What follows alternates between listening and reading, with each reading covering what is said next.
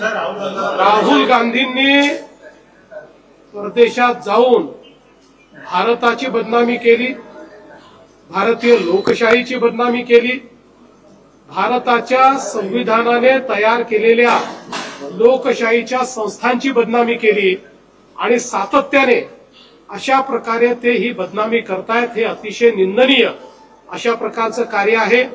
वारंवार निवडणुकांमध्ये हारल्यानंतर त्यांच्या मनावर परिणाम झालेला दिसतो आहे, पण ते एका विरोधी पक्षाचे नेते असताना अशा प्रकारे जर आपल्याच देशाची बदनामी ते विदेशात जाऊन करत असतील तर कुठेतरी त्यांच्याबद्दल संशय निर्माण होतो की ते नेमकं कोणाचा अजेंडा चालवत आहेत। आणि विशेषतः माझा त्यांना सल्ला आहे, त्यांनी जनतेत जाऊन काम केलं पाहिजे। जगभरात फिरून भारताची बदनामी करून त्यांची मतं वाढणार नाहीत। जनतेत जर त्यांनी विश्वासार्हता निर्माण केली तरच त्यांची मतं वाढतील, पण ते करायच्या ऐवजी भारताला बदनाम करण्याचं काम त्यांचं चाललंय। महाराष्ट्रात ते हारले, हरियाणात ते हारले, दिल्लीमध्ये ते हारले।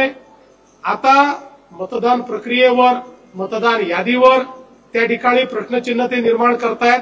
अतिशय बाळबोध अशा प्रकारचा हा प्रकार आहे। त्यामुळे त्यांनी जनतेत जावं आणि भारताची बदनामी करणं राहुल गांधींनी बंद करावं असं आमचं त्यांना आव्हान आहे।